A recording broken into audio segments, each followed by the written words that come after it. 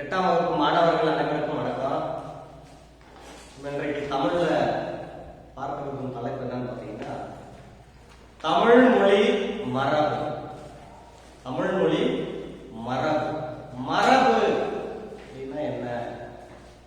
தொன்று தொட்டு வருவது, அதாவது காலம் காலமாக நம் முன்னோர்கள் எதை பயன்படுத்தினார்களோ அதையே நாம் பயன்படுத்துவது, அதுதான் மரபு அப்படின்னு சொல்லுவோம். சரி, அதுல இருக்கக்கூடிய நுழைவு முன் அதை பாருங்க. வாழ்விலும் மொழியிலும் சில ஒழுங்குமுறைகள் கடைபிடிக்கப்பட்டு வருகின்றன. வாழ்விலும் மொழியிலும் சில ஒழுங்குமுறைகள் கடைபிடிக்கப்பட்டு வருகின்றன. ஒழுங்கு அப்படின்னு சொன்னா ஒரு எல்லை அப்படின்றது அர்த்தம். வாழ்விலும் மொழியிலும் அப்படின்னு சொல்றாங்க. ஒழுங்கு அப்படின்னு சொன்னா ஒழுங்கு அப்படின்னு சொன்னா எல்லைன்னு சொல்லலாம், வரையறை சொல்லுவோம் இல்லையா, வரையறை சொல்லலாம். ஒழுங்கு அப்படின்னு அம்மாவா ஒழுங்கா இருக்கணும் சொல்லுவாங்க இல்லையா, வீட்டுல ஒழுங்காக இருக்கணும், ஒழுங்கா படிக்கணும் அப்படின்னு சொல்லுவாங்க இல்லையா. அப்ப வரையறைக்கு உட்பட்டு இருப்பதை தான் ஒழுங்கு என்று குறிப்பிடுவார்கள். வாழ்வுக்குரிய ஒழுங்குமுறை ஒழுக்கம் எனப்படும். பையன் ஒழுக்கமாக இருக்கிறானா இல்லையா என்ற கேள்வி நம்ம கேட்கிறோம். என் பையன் ஒழுக்கமா இருக்கிறான் சொல்றோம் இல்லையா. அப்ப வாழ்வுக்குரிய ஒழுங்குமுறை எதுன்னு பாத்தீங்கன்னாக்கல ஒழுக்கம், அது வாழ்க்கைக்கு சொல்றாங்க. அடுத்து பாருங்க, மொழிக்குரிய ஒழுங்குமுறை அப்படின்னு பாத்தீங்கன்னா மரபு. இந்த மொழிக்கு என்ன ஒழுங்குமுறை அப்படின்னு பாத்தீங்கன்னா மரபு. மரபு அப்படின்னா காலம் தொட்டு, அதாவது தொன்று தொட்டு, பழங்காலம் தொட்டு, பண்டைய காலம், சங்க காலம் சொல்றோம் இல்லையா. இந்த காலங்கள் எல்லாம் கடந்து வெளிவெளியாக வரக்கூடியது, அதுதான் மொழிக்குரிய ஒழுங்குமுறை மரபு எனப்படும். தமிழ் மொழிக்கென சில மரபுகள் உள்ளன. தமிழ் மொழிக்கு உரிய மரபுகள் இருப்பதாக கூறுகிறார்கள்.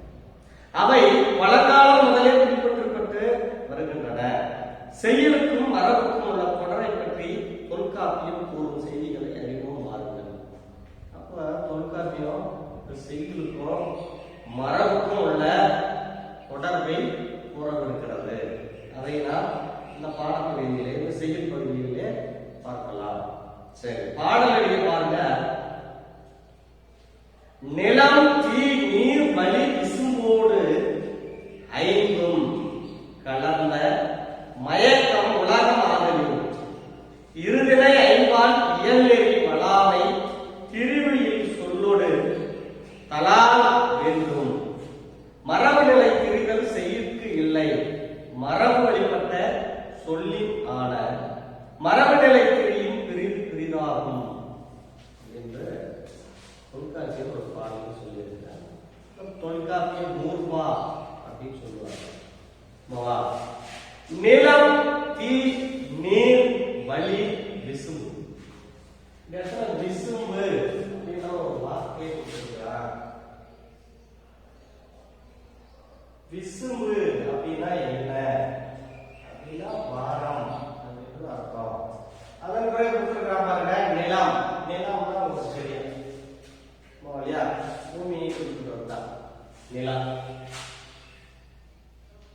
அடுத்தது தீ, நெருப்பு, அனல் சொல்லலாம்.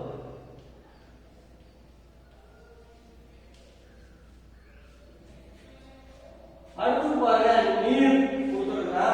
நீர்னா உங்களுக்கு தெரியும், தண்ணி. இத புனல் அப்படின்னு சொல்லுவாங்க, அனல் புனல் அப்படின்னு சொல்லுவாங்க. வழி, வழி என்பது காற்று சொல்றீங்களா. வழினா அவன் என்ன சொல்றாங்கன்னா, நிலம் தீ நீர் வழி விசும்போடு ஐந்தும், ஐம்பூதங்களால் ஆனது இவ்வுலகம் அப்படின்னு சொல்லிட்டு தொல்காப்பியர் சொல்லுவாங்க. தொல்காப்பியர் நோக்கம் அதுதான் சொல்றேன். நிலம், தீ, நீர், வழி விசும்போடு ஐந்தும் கலந்த மயக்கம் உலகம் ஆதலின் இருவினை. மயக்கம் அப்படின்னா கலவை என்று அர்த்தம். இதெல்லாம் கலந்துதான் இந்த உலகம். ஆகவே இருவினை சொல்றோம் இல்லையா, உயர்திணை அகிரிணை அப்படின்னு சொல்லிட்டு ஐம்பால் இயல் நெறி வளாமை. ஐம்பால் சொல்றோம் இல்லையா, ஆண்பால், பெண்பால், மலர்பால், ஒன்றன்பால், பலவின்பால் ஆகிய இந்த ஐம்பால் இயல் நெறி வளாமை. வளாமை அப்படின்னா தவறாமை.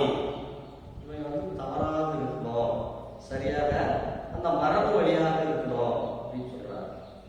திரிவில் சொல்லொடு தலால் வேண்டும்.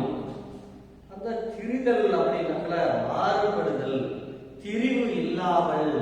அந்த திரிவு இல்லாமல் அப்படின்னால மாறுபடாமல். தலால் வேண்டும் அப்படின்னு சொல்றாங்க, தழுவுதல் வேண்டும். எப்ப அந்த வழி வழியா வரக்கூடிய அந்த மொழியின் மரபுகளை நாம தலாமல், அதாவது திரிதல் மாறுபடுதல் இல்லாமல் தழுவுதல் வேண்டும் அப்படின்னு சொல்றாங்க. தழுவுதல்னா பயன்படுத்துதல் இந்த இடத்துல அவங்க கொடுத்திருக்கிறது. சரி, அடுத்தது பாருங்க, மரபு நிலை திரிதல் செய்யிற்கு இல்லை, மரபு வழிபட்ட சொல்லின் ஆன. மரபு வழி திரிதல் செய்யிற்கு இல்லை அப்படின்னு சொல்றாங்க.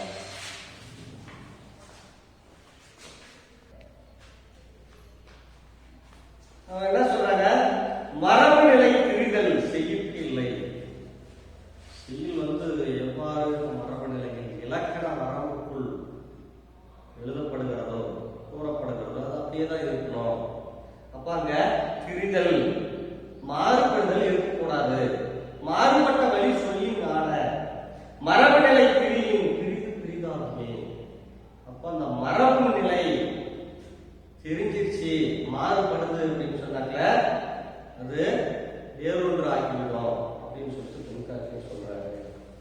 இப்ப பாடல் எழுதி பாருங்க. நிலம், தீ, நீர், வழி விசும்போடு ஐந்தும் கலந்த மயக்கம் உலகம் ஆதலும் இருதினை ஐம்பால் இயல்நெறி வளாமை திரிவையில் சொல்லோடு தலால் வேண்டும் மரபு நிலை திரிதல் செய்யிற்கு இல்லை மரபு வழிபட்ட சொல்லின் ஆன மரபு நிலை திரியும் பிரிது பிரிதாகுமே அப்படின்னு சொல்றாரு. பக்கம் நம்மளுக்கு பாடலின் பொருள் கொடுத்திருக்கிறாங்க. இவ்வுலகம் நிலம், நீர், தீ, காற்று, வானம் ஆகிய ஐந்தும் கலந்த கலவையாகும். உலகம் ஐம்பூதங்களால் ஆனது அப்படின்னு தொல்காப்பியர் சொல்றாரு. இவ்வுலகில் தோன்றிய பொருள்கள் அனைத்தும் இந்த ஐம்பூதங்களின் சேர்க்கையால் உருவானவையாகும். இந்த உலகத்துல தோன்றிய அனைத்து பொருள்களும் ஐம்பூதங்களின் சேர்க்கையால் ஆனதுதான், மாறி அது பிறக்காது அப்படின்னு சொல்றாங்க. உலகத்து பொருள்களை இரு திணைகளாகவும் ஐம்பால்களாகவும் பாகுபடுத்தி கூறுதல் தமிழ் மொழியின் மரபு. தமிழ் மொழியில விகடனை சொல்லிட்டு இரு திணைகள் இருக்கிறது. அதே மாதிரி ஐம்பால்கள் ஆகியவை பாகுபடுத்தி கூறுதல் தமிழ் மொழியின் மரபு அப்படின்னு சொல்றாங்க. அடுத்து பாருங்க, திணை பால் வேறுபாடு அறிந்து இவ்வுலக பொருள்களை நம் முன்னோர் கூறிய சொற்களால் கூறுதல் வேண்டும். திணை பால் அறிந்து இந்த வேறுபாடு அறிந்து இவ்வுலக பொருள்களை நம் முன்னோர் கூறிய சொற்களால் கூறுதல் வேண்டும். நாம புதுசா கூறக்கூடாது. மாவலியா உயர்தனைக்கு அக்கிரிணையமோ அக்கிரிணைக்கு உயர்தனையாகுமோ குறிப்பிட்டால் சரியாகுமா சரியாகாது. அதே மாதிரி பால் வகை அறிந்து கூறுதல் வேண்டும். பால் வகை அல்பால், பெண்பால், பலர்பால், இல்ல ஒன்றன்பால், பலவின்பால் இதெல்லாம் இருக்கு இல்லையா, இந்த மாதிரி பால் வகைகள் அறிந்து கூறுதல் வேண்டும் அப்படின்னு சொல்றாங்க. இம்மரபான சொற்களையே செய்தியிலும் பயன்படுத்துதல் வேண்டும். இது போன்ற சொற்களையும் நம்ம செய்தியில் பயன்படுத்தணும் அப்படின்னு சொல்றாங்க. தமிழ் மொழியின் சொற்களை வழங்குவதில் மரபு மாறினால் பொருள் மாறிவிடும். இந்த மாதிரி இந்த மரபு வழியாக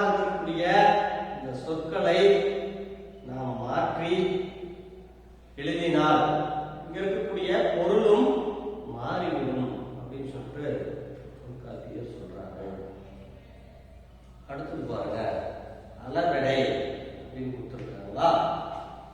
புலவர்கள் சில எழுத்துக்களை அவற்றுக்கு உரிய மாத்திரை அளவை விட நீண்டு ஒலிக்குமாறு பயன்படுத்துவது உண்டு. இப்பாடலில் இடம்பெற்றுள்ள வளாமை, தலால் ஆகிய சொற்களில் உள்ள லா என்னும் எழுத்தை 3 மாத்திரை அளவு நீட்டி ஒலிக்க வேண்டும். அதற்கு அடையாளமாகவே லாவை அடுத்து ஆ இடம் பெற்றுள்ளது. இவ்வாறு உயிரெழுத்து நின்று ஒலிப்பதை உயிரிழவடை என்பர். இதனை பற்றி உயர் வகுப்புகளில் விரிவாக அறிந்து கொள்ளலாம். அளவடை சொன்னா உயிரிழவடை, ஒற்றளவடை சொல்லிட்டு 2 வகையாக இருக்கிறது. இன்று உயிரிழவடை, 2 ஒற்றளவடை.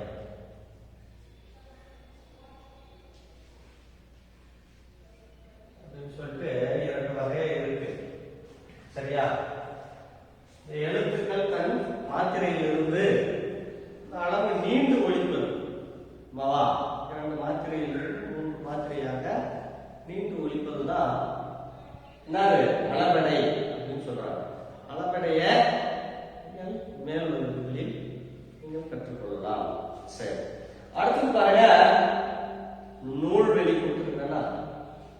தொல்காப்பியத்தின் ஆசிரியர், தொல்காப்பியத்தின் ஆசிரியர் தொல்காப்பியர்.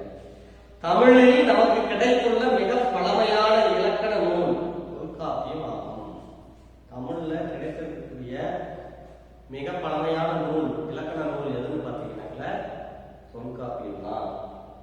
இந்நூல் எழுத்து, சொல், பொருள் என்னும் 3 அதிகாரங்களை கொண்டுள்ளது. இந்நூல் எழுத்து, சொல்லு, பொருள் என்னும் 3 அதிகாரங்களையும் கொண்டுள்ளது. ஒவ்வொரு அதிகாரமும் 9 இயல்களை கொண்டது.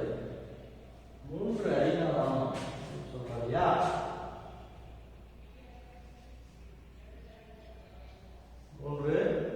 அதிகாரம் என்னது? 1 சொல்லு, 2 சரி 1 சொல்லு எழுத்து, 2 சொல்லு, 3 பொருள்.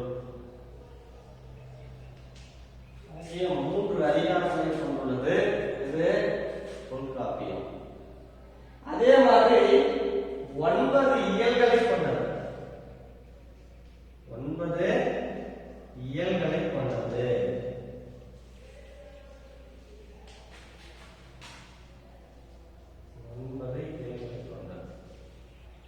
இது இந்த தொல்காப்பியம். பொருளதிகாரத்தின் மரபியலில் உள்ள 3 நூற்பாக்கள் 91, 92, 93 இங்கு தரப்பட்டுள்ளன அப்படின்னு சொல்றாங்க. பொருளதிகாரத்தில் இருக்கக்கூடிய மரபியல் அப்படின்னு சொல்லிட்டு ஒரு இயல் இருக்கு. அதுல உள்ள 3 நூற்பாக்கள் என்னென்னது? 91, 92, 93வது நூற்பாக்கள் இங்கு நமக்கு பாடமாக தரப்பட்டுள்ளது அப்படின்னு சொல்றாங்க. சரி, அடுத்தது தெரிந்து தெளிவோம் இருக்கா பாருங்க. இளமை பெயர்கள், இளமை பெயர்கள் அது பாருங்க.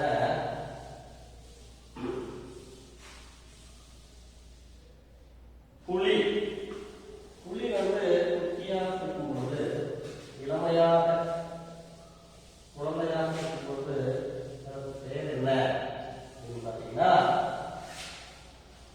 புலி பரல். புலி பரல் சொல்றாங்க. புலி பரல். சரியா? அடுத்து பாருங்க, சிங்கத்துக்கு என்ன சொல்றாங்க அப்படின்னு பாத்தீங்கன்னா சிங்க குருளை. புலிக்கு புலி பரல் அப்படின்னு சொல்றாங்க. சிங்கத்துக்கு சிங்கக்கூளை அப்படின்னு சொல்றாங்க. யானைக்கு என்ன சொல்றாங்க அப்படின்னு பாத்தீங்கன்னா யானை கன்று. பாருங்க பசுக்கு பசு கன்று. அடுத்து பாருங்க கரடி இல்லையா, என்னன்னு சொல்றாங்க அந்த இளமை பேர்ல கரடி குட்டி. கரடி. சரி, இப்ப ஒளி மரபு இது கத்தும் இல்லையா, அதற்கு ஒவ்வொன்றும் ஒரு மரபாக இருக்கிறது. பாருங்க புலி. புலி வந்து உருமும். புலி உருமும். சிங்கம் முழங்கும். புலி உருமும், சிங்கம் முழங்கும். யானை பிளிரும். யானை என்ன பண்ணும்? பிளிரும். பசு கதறும். கரடி கத்தும். கரடி கத்தும். பசு கதறும் அப்படின்னு ஒளிமரம் கொடுத்திருக்கிறாங்க.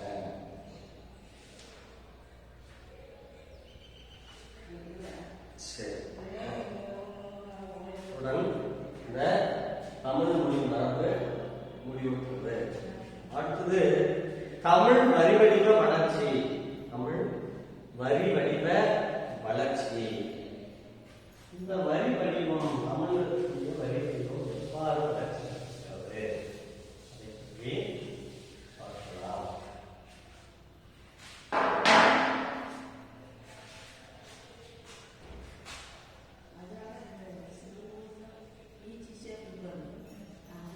தமிழ் வரி வடிவ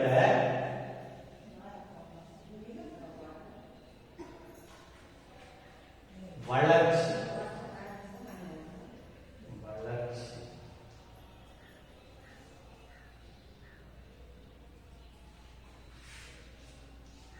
சரி, கொடுத்துருக்காங்க. மொழி எதற்காக பயன்படுகிறது என்று பார்த்தோமானால், மனிதன் தன் கருத்தை பிறருக்கு அறிவிக்க மொழியை கண்டுபிடித்தான். அதாவது ஒரு கருத்தை வந்து பரிமாறிக்கணும், ஏதாவது ஒன்று சொல்லணும் ஒரு கிட்ட அப்படின்னு சொன்னாங்கல்ல, அந்த மொழி நமக்கு ஒரு கருவியாக பயன்படுகிறது அப்படின்னு சொல்றாங்க. மனிதன் தன் கருத்தை பிறருக்கு அறிவிக்க மொழியை கண்டுபிடித்தான். மொழியை நிலை பெறச் செய்ய எழுத்துக்களை உருவாக்கினார். மொழி வெறும் வாய்மொழியாக மட்டும் இருந்தால் அது அழிந்து போயிருக்கிறோம். இன்றைக்கு கூட நிறைய மொழிகள் வெறும் வாய்மொழிகளாகவே இருக்கின்றது. அதில் இலக்கண இலக்கிய நிலைகள் அதில் இல்லை. ஆகவே அதெல்லாம் அழிந்து போகக்கூடிய நிலையில் இருக்கிறது அப்படின்னு பார்த்துருக்கோம். அதான் மொழியை நிலை பெற செய்ய எழுத்துக்களை உருவாக்கினார். எழுத்துக்களின் வரி வடிவங்கள் மொழிக்கு மொழி வேறுபடுகின்றன. எழுத்துக்களின் வரி வடிவங்கள் இது எழுத்துக்களின் வரி வடிவங்கள் மொழிக்கு மொழி வேறுபடுகின்றன. ஆங்கிலத்தில் எப்படி இருக்கும், தமிழ்ல எப்படி இருக்கும், கன்னடத்தில் எப்படி இருக்கும், தெலுங்குல எப்படி இருக்கும், அதான் மொழிக்கு மொழி வேறுபடுகிறது அப்படின்னு சொல்றாங்க. அவை ஒரே மொழியிலும் கூட காலத்தோடு மாறி வருகின்றன. அவை ஒரே மொழியிலும் கூட காலத்தோடு மாறி வருது அப்படின்னு சொல்றாங்க. அவ்வகையில் தமிழ் எழுத்துக்களின் வரிவடிவங்களில் ஏற்பட்டுள்ள மாற்றங்களை அறிவோம். அப்போ தமிழ்ல இதுக்கு முன்னரே முதல்ல இருந்து இன்றைய காலகட்டம் வரை வரி வடிவம் மாறிக்கொண்டு வருகிறது அப்படின்னு சொல்றாங்க. சரி, பாருங்க. மனிதன் தோன்றிய காலத்தில் தனது தேவைகளையும் கருத்துக்களையும் மற்றவர்களுக்கு தெரிவிக்க சைகைகளை பயன்படுத்தினார். முதல்ல மனிதன் உலகத்துல தோன்றிய பொழுது அவனுக்கு மொழி தெரியுமா என்று பார்த்தால் மொழி அவனுக்கு தெரியாது. அப்ப என்ன பயன்படுத்தினார்? சைகை மொழியை பயன்படுத்தினார். ஆமா இல்லையா? நம்ம கூட வாய் பேச முடியாதவங்க எல்லாம் கையில ஏதாவது ஒரு சைகையை சொல்றாங்க இல்லையா? வாய் பேச முடியாதவங்க, காது கேட்க முடியாதவங்க எல்லாம் அது போன்ற சைகைகளை பயன்படுத்தினார். காலப்போக்கில் தனது குரலை பயன்படுத்தி ஒலிகள் மூலம் தனது கருத்துக்களை வெளிப்படுத்த முற்பட்டார். அதுக்கு பின்னாடி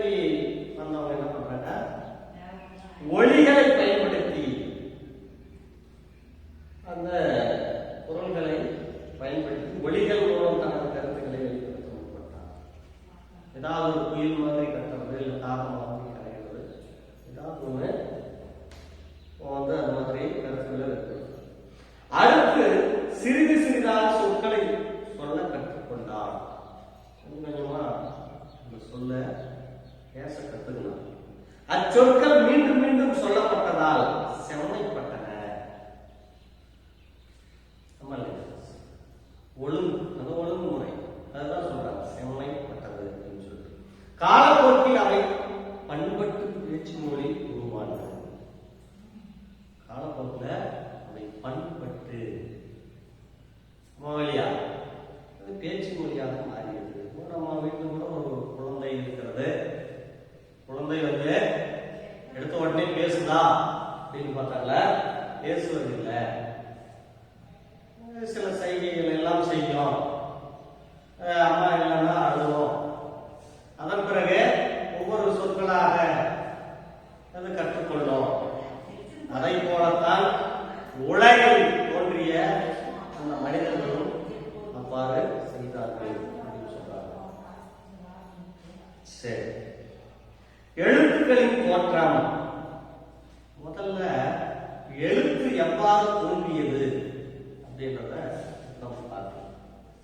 மனிதன் தனக்கு எதிரே இல்லாதவர்களுக்கும் பின்னால் வரும் தலைமுறையினருக்கும் தனது கருத்துக்களை பிரித்து விரும்பினார். என்ன சொல்றார்?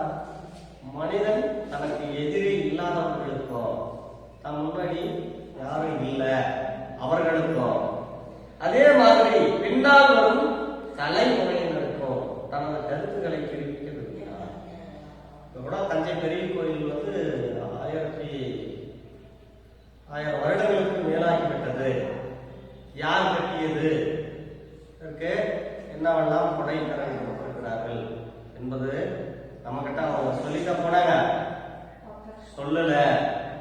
என்ன பண்ணினா எழுதி வச்சிருந்தான்.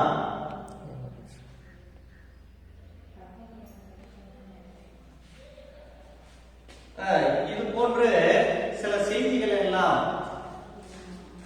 நம்மிடம் அவர்கள் கூறினார்களா? இல்லை. அதெல்லாம் நமக்கு எப்படி தெரியும்? அவர்கள் கல்வெட்டுகளிலே எழுதி வைத்த அந்த எழுத்துக்களின் மூலம் நாம் அறிந்து கொள்கிறோம். அதை போலத்தான் மனிதன் தனக்கு எதிரே இல்லாதவர்களுக்கும் பின்னால் வரும் தலைமுறையினருக்கும் தனது கருத்துக்களை தெரிவிக்க விரும்பினார். அதற்காக பாறைகளிலும் குகை சுவர்களிலும் தன் எண்ணங்களை குறியீடுகளாக பொறித்து வைத்தார். இதுவே எழுத்து வடிவத்தின் தொடக்க நிலையாகும். அப்போ முதல்ல அவர் என்ன பண்றார்?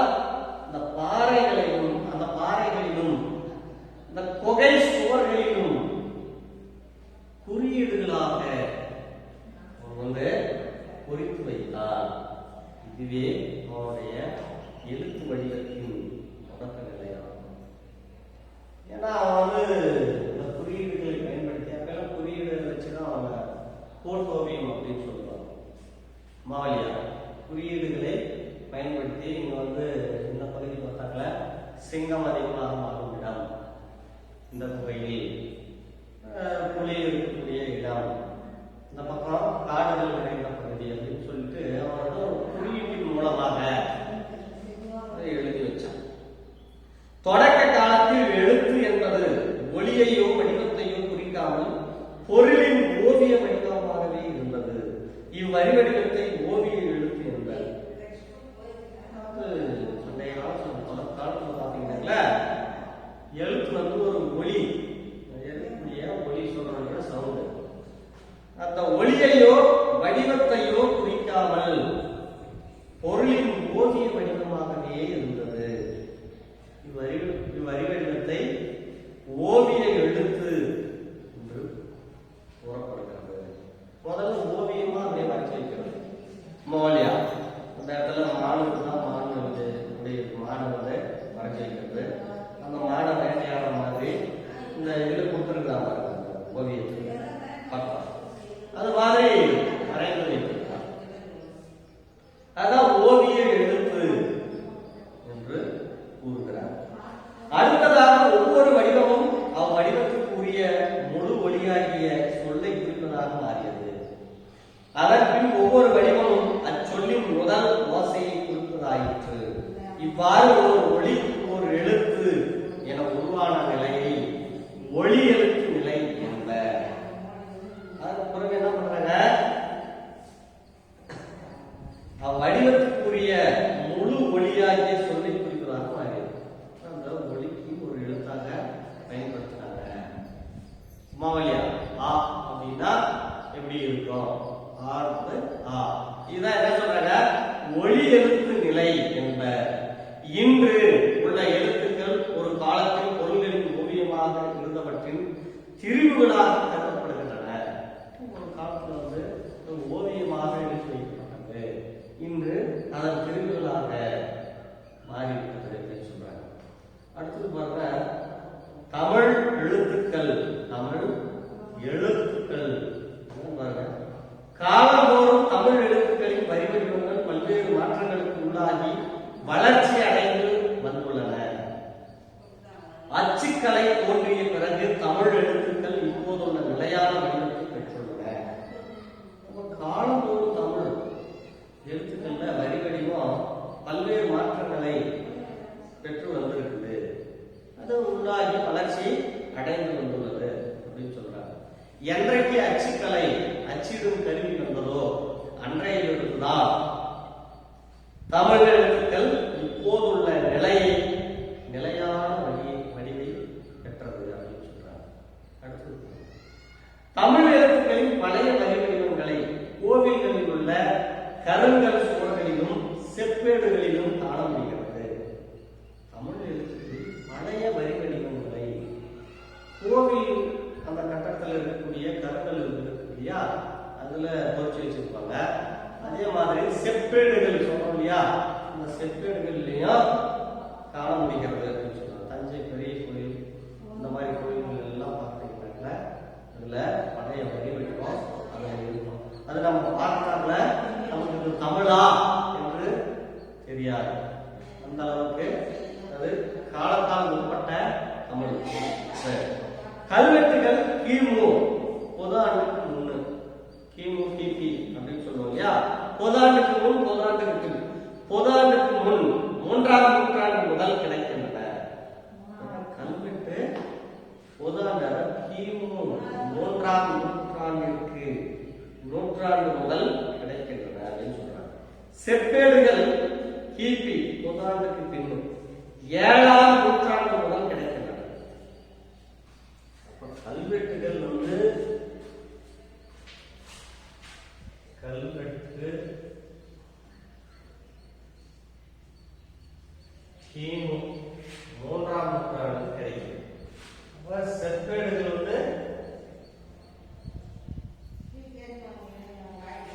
கிபி 7ஆம் நூற்றாண்டு பொதாண்டுக்கு பின்னு சொல்றோம் இல்லையா, கிபி 7ஆம் நூற்றாண்டு கிடைக்கிறது அப்படின்னு சொல்றாங்க. கல்வெட்டுகள் செப்பேடுகள் ஆகியவற்றில் காணப்படும் வரி வடிவங்களை வட்டெழுத்து தமிழ் எழுத்து என இருவகையாக இருக்கலாம். அப்ப இந்த கல்வெட்டு செப்பேடுகளில் கிடைக்கக்கூடிய இந்த தமிழ் காணப்படும் வரி வடிவங்கள் என்னென்ன சொல்றாங்கன்னா வட்டெழுத்து தமிழ் எழுத்து என இருவகையாக பிரிக்கிறாங்க. வட்டெழுத்து என்பது வளைந்த கோடுகளால் அமைந்தன பழைய தமிழ் எழுத்து ஆகும். வட்டெழுத்து என்பது வளைந்த கோடுகளால் அமைந்த மிக பழைய தமிழ் எழுத்து ஆகும் அப்படின்னு சொல்றாங்க. வளைந்த கோடுகளை கொண்டிருக்கும் அந்த வட்டெழுத்து அப்படின்னு சொல்றாங்க. தமிழ் எழுத்து என்பது இக்காலத்தில் எழுதப்படும் தமிழ் எழுத்துக்களின் பழைய வரி வடிவம் ஆகும். வட்டெழுத்துன்னா வளைந்த கோடுகளால் அமைந்த மிக பழைய தமிழ் எழுத்து அப்படின்னு சொல்றாங்க. அப்ப தமிழ் எழுத்து என்பது இக்காலத்தில் எழுதப்படும் தமிழ் எழுத்துக்களின் பழைய வரி வடிவம் அப்படின்னு சொல்றாங்க. சரி பாருங்க, சேர மண்டலம் பாண்டிய மண்டலம் ஆகிய பகுதிகளில் 8ஆம் நூற்றாண்டு முதல் 11ஆம் நூற்றாண்டு வரை கிடைக்கும் சாசனங்களில் வட்டெழுத்துக்களில் இடம்பெற்றுள்ளன.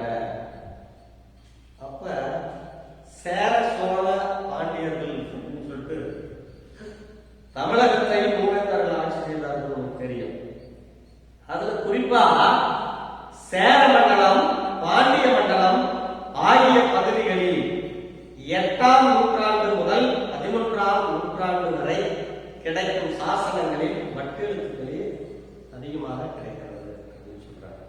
அடுத்து பாருங்க, முதலாம் ராசராச சோழனின் ஆட்சி காலமான 11ஆம் நூற்றாண்டுக்கு பிறகு கிடைக்கும் கல்வெட்டுகளில் பழைய தமிழ் எழுத்துக்கள் காணப்படுகின்றன.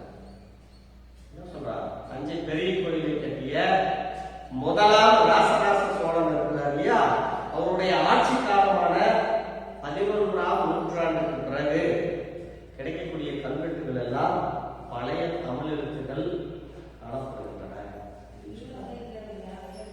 கடைச்சங்க காலத்தில் தமிழகத்தில் எழுதப்பட்ட எழுத்துக்கள் கண்ணெழுத்துகள் என்று அழைக்கப்பட்டன. சங்கம், அதாவது முதற் சங்கம், இடைச்சங்கம், கடைச்சங்கம் ஆகிய 3 சங்கங்கள் இருக்கிறது அல்லவா, அதிலே கடைச்சங்க காலத்தில் தமிழகத்தில் எழுதப்பட்ட எழுத்துக்களான கண்ணெழுத்துக்கள் என்று அழைக்கப்படுகிறது. இதனை சிலப்பதிகாரத்தில் இடம்பெறும் கண்ணெழுத்து படுத்த எண்ணு பல்பொதி என்னும் தொடரால் அறியலாம். சிலப்பதிகாரம் கண்ணெழுத்து என்னன்னு சொல்லுது? கண்ணெழுத்து படுத்த எண்ணு பல்பொதி என்னும் தொடரால் குறிப்பிடுறாங்க. அடுத்து பாருங்க, வரி வடிவ வளர்ச்சி கொடுத்திருக்கிறா. அதில் பாருங்க, பண்டைய காலத்தில் தமிழ் மொழியில் உள்ள எல்லா எழுத்துக்களும் நாம் இன்று எழுதுவது போன்ற வடிவத்தில் எழுதப்படவில்லை. பண்டைய காலத்துல தமிழ் மொழியில் உள்ள எல்லா எழுத்துக்களும் நாம் இன்றைக்கு எழுதக்கூடிய போன்ற வடிவத்தில் எழுதல. அவை காலத்திற்கேற்ப பல உருவ மாற்றங்களை பெற்றுத்தான் இக்கால வடிவத்தை அடைத்திருக்கின்றன. அவை காலத்திற்கு ஏற்றவாறு பல உருவ மாற்றங்களை அடைந்திருக்கிறது அப்படின்னு சொல்றாங்க. இவ்வாறு எழுத்துக்களின் மாற்றங்கள் ஏற்பட எழுதப்படும் பொருள்களின் தன்மை, அழகுணர்ச்சி போன்றவை காரணங்களாக அமைகின்றன. சொல்றாங்க, எழுதப்படும் பொருள்களின் தன்மை, அழகுணர்ச்சி போன்றவை காரணங்களாக இன்றைக்கு அமைகின்றன அப்படின்னு சொல்றாங்க. பழங்காலத்தில் கற்பாறை, செப்பேடு, ஓலை போன்றவற்றில் எழுதின அந்தந்த பொருள்களின் தன்மைக்கு ஏற்ப எழுத்துக்களின் வடிவங்கள் அமைந்தன. பாறைகளில் செலுத்தும் போது வளைகோடுகளை பயன்படுத்த முடியாது என்பதால் நேர்கோடுகள் பயன்படுத்தப்பட்டன. ஓலைகளில் நேர்கோடுகளையும் புள்ளிகளையும் எழுதுவது கடினம் என்பதால் வளைகோடுகளை அதிகமாக பயன்படுத்தின. சில எழுத்துக்களை அழகுபடுத்துவதற்காக அவற்றின் மேற்பகுதியில் குறுக்கு கோடு இடப்பட்டது. பின்னர் அவையை நிலையான வடிவங்களாக அமைந்துவிட்டன. என்ன சொல்றாங்க அப்படின்னா, பண்டைய காலத்துல கல் பாறை இருக்கு, கற்பாறை சொல்றோம் இல்லையா, அந்த கல்லுல எழுதுனாங்க. அதே மாதிரி செப்பேடு எழுதுனாங்க, செப்பேடுல எழுதுனாங்க. அதே மாதிரி ஓலை, செப்பேடுனா ஒரு தகர மாதிரி அதுல எழுதி வச்சிருப்பாங்க. அது ஓலை, பனை ஓலை சொல்றோம் இல்லையா, அதாவது நூற்சுவடி, சுவடின்னு சொல்றோம் இல்லையா, அதுல எழுதி வச்சிருந்தாங்க. இதுல எழுதும்போது என்னன்னு பாத்தீங்கன்னா, பாறைகளில் எழுதும்போது வளைகோடை பயன்படுத்த மாட்டாங்க. இப்படி வளைகோடு பயன்படுத்த மாட்டாங்க. அதே மாதிரி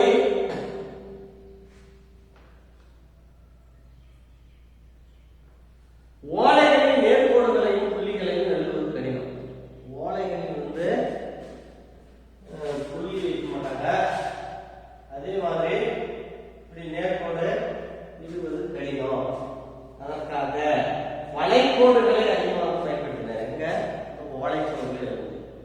சில எழுத்துக்களை அழகுபடுத்துவதற்காக அவற்றின் மேற்பகுதியில் குறுக்கு கோடு இடப்பட்டது. பின்னர் அவையை நிலையான வடிவங்களாக அமைந்திருக்கிறது. குறுக்கு கோடு சில இதெல்லாம் போட்டாங்க அப்படின்னு சொல்றாங்க.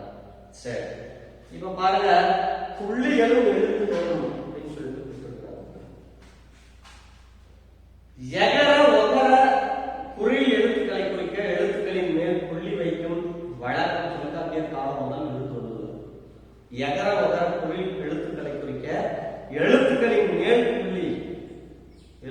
மேல் புள்ளி வைக்கும் வழக்கம் தொல்காப்பியர் காலம் முதல் இருந்து வருவது.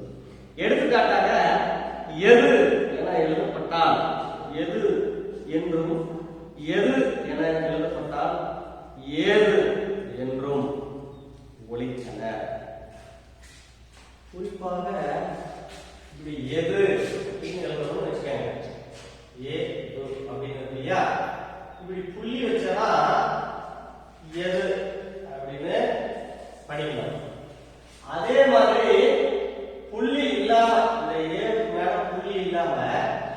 எது அப்படின்னு எழுதுனா இது வந்து நெடிலா உச்சரிக்கணும். ஏது அப்படின்னு உச்சரிக்கணும் அப்படின்னு சொல்றாங்க. அடுத்து பாருங்க, அகரவரிசை உயிர் மெய்க்குறி எழுத்துக்களை அடுத்து பக்க புள்ளி இடப்பட்டால், அகரவரிசை உயிர் மெய்க்குறி எழுத்துக்களை அடுத்து பக்க புள்ளி இடப்பட்டால் அவை நெடிலாக கருதப்பட்டன. எடுத்துக்காட்டுக்கு இப்படி கா போட்டு பக்கம் புள்ளி வைக்கிறோம் அப்படின்னாங்கள, இதுதான் நெடில். என்னது நெடில் எழுத்தாக அப்ப கூறினார்கள். அடுத்து பாருங்க, தா போட்டு ஒரு புள்ளி வைக்கிறோம், அது நெடில் தா அப்படின்னு உச்சரிக்கணும் அப்படின்னு சொல்றாங்க. அடுத்து பாருங்க, ஐகார எழுத்துக்களை குறிப்பிட எழுத்துக்களின் முன் இரட்டை புள்ளி இட்டன. ஐகார எழுத்துக்களை குறிப்பதற்கு எழுத்துக்களின் முன் 2 புள்ளிகளை இட்டன அப்படின்னு சொல்றாங்க. எடுத்துக்காட்டு, இப்படி ஒரு புள்ளி, இது ஒரு புள்ளி, 2 புள்ளி பிறகு கால் பண்ணல, இது கை சொல்றோம் இல்லையா? இது மாதிரி 2 புள்ளிகளை இட்டன. அடுத்து பாருங்க, எகர வரிசை உயிர் மெய்க்குறி எழுத்துக்களை அடுத்து 2 புள்ளிகள் இடப்பட்டால், எகர வரிசை உயிர் மெய்க்குறி எழுத்துக்களை அடுத்து 2 புள்ளிகள் இடப்பட்டால் அவை ஔகார வரிசை எழுத்துக்களாக கருதப்பட்டன. என்னது? சரி, இந்த காவுக்கு முன்னாடி 2 புள்ளி வச்சா கை அப்படின்னு எடுத்துக்கணும். அதே மாதிரி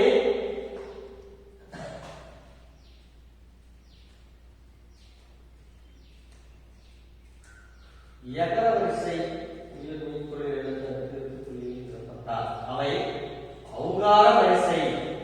பாருங்க, கே போட்டு இது 2 புள்ளி வச்சுட்டாங்க, என்னது ஔகாரம் அப்படின்னு சொல்றாங்க. கவ் சொல்றோம் இல்லையா? கவ் அப்படின்னு சொல்லிட்டு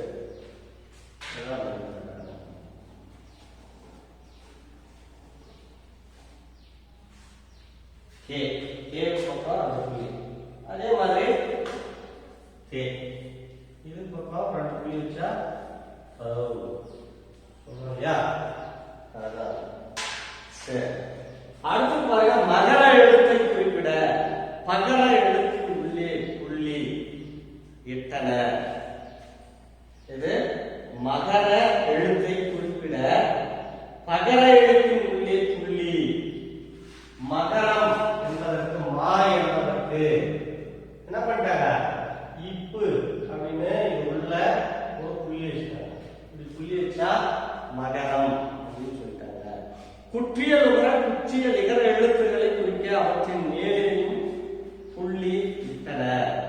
குற்றியல் உகரம், குற்றிய லுகரம், குற்றியல் இகரம் சொல்றோம் இல்லையா?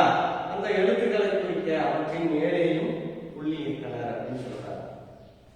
அடுத்து பாருங்க, உருவ மாற்றம். நெடிலை குறிக்க ஒற்றை புள்ளிகளுக்கு பதிலாக இக்காலத்தில் துணைக்கால் பயன்படுகிறது. நெடிலை குறிப்பதற்கு இந்த புள்ளியை தவிர்த்து ஒற்றை கால் சொல்றோம் இல்லையா?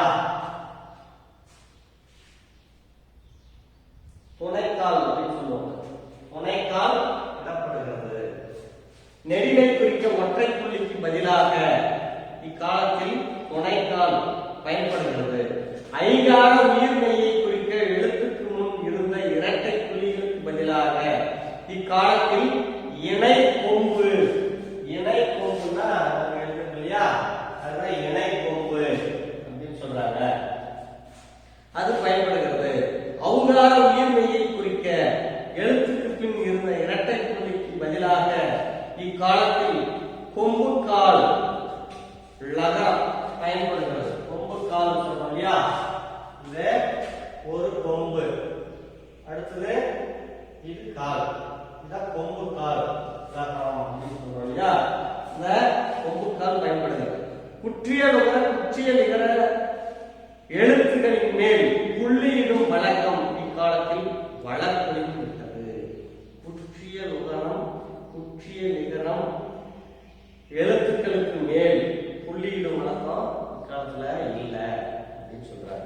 அடுத்து பாருங்க, எழுத்து சீர்திருத்தத்தின் தேவை. ஏன் இந்த எழுத்தை சீர்திருத்தம் செய்யணும், அதுக்கு என்ன தேவை அப்படின்னு பாத்தீங்கன்னா, ஓலை சுவடிகளிலும் கல்வெட்டுகளிலும் புள்ளி பெறும் எழுத்துக்களை எழுதும் போது அவை சிதைந்துவிடும் என்பதால் புள்ளி இடாமல் எழுதினர். ஓலை சுவடிகளிலும் கல்வெட்டுகளிலும் புள்ளி பெறும் எழுத்துக்களை எழுதும் போது என்ன ஆயிடும், சிதைஞ்சு போயிடும் என்பதால் புள்ளி வைக்காம எழுதினாங்க. ஓலைச்சுவடிகளில் நிறுத்த குறிகளும் பத்தி பிரித்தலும் கிடையாது.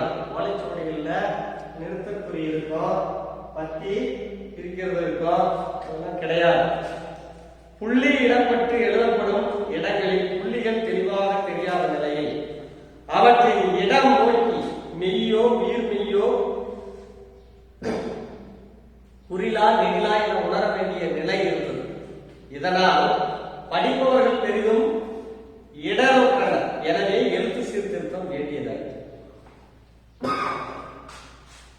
ஓலைச்சுவடிகளிலோ அல்லது கற்பாறைகளிலோ எழுதும்போது அந்த எழுத்தின் மேல் வைக்கக்கூடிய அந்த நிறுத்த குறியீடு இருக்கு இல்லையா, நிறுத்த குறியீடு மற்றும் பிரித்தல் போன்றவை எல்லாம் கிடையாது. அது ஏன் அப்படி எழுதுனாங்க, இந்த மாதிரி அடிச்சாங்க செதஞ்சு போயிடும் அப்படின்றதுக்காக அதெல்லாம் பயன்படுத்தாம எழுதுனாங்க. அதற்கு பின் வந்தவர்கள் இதனால் படிப்பவர்கள் என்ன பண்ணிட்டாங்கன்னா, அவங்களுக்கு ரொம்ப இது இடராயிடுச்சு. எனவே எழுத்து சீர்திருத்தம் கட்டாயம் தேவையாயிற்று. அடுத்தது பாருங்க, எழுத்து சீர்திருத்தம் எப்படி சீர்திருத்தம் செஞ்சிருக்கிறான்னு பார்க்கலாம். தமிழ் எழுத்துக்களில் மிக பெரும் சீர்திருத்தத்தை செய்தவர் வீரமாமுனிவர். வீரமாமுனிவர் அப்படின்னு சொல்லிட்டு கேள்விப்பட்டிருக்கீங்க. அவர்தான் நிறைய எழுத்து சீர்திருத்தம் செய்திருக்கிறாரு. எகர ஒகர வரிசை எழுத்துக்களில் புள்ளிகளால் ஏற்படும் குழப்பங்களை அவர் களைந்தார். ஏ என்னும் எழுத்துக்கு கீழ் கோடிட்டு ஏ என்னும் எழுத்தை நெடிலாகவும் ஓ என்னும் எழுத்திற்கு சுழியிட்டு ஓ என்னும் எழுத்தாகவும் உருவாக்கினார். என்ன சொல்றாங்க, நம்ம ஒன்னும் பார்த்தோம், எது அப்படின்னு சொல்லிட்டு சொன்னோம் இல்லையா, எது இந்த ஏ என்ற எழுத்தின் மேல் புள்ளி வைத்தால் அது குறிலு. அம்மாவா இல்லையா, புள்ளி இல்லாம அப்படி எழுதுனா நெடிலு ஏது அப்படின்னு சொல்லிட்டு கொடுத்துருக்காங்க. அப்ப அவர் என்ன பண்றாரு அப்படின்னு சொன்னா, யாரு வீரமாமுனிவர் என்ன பண்றாருன்னா, இந்த புள்ளி இல்லாம எதுனா குறில், ஏதுனா கீழே ஒரு கொம்பிடுறாரு. அம்மாவா, இது ஏது. அதே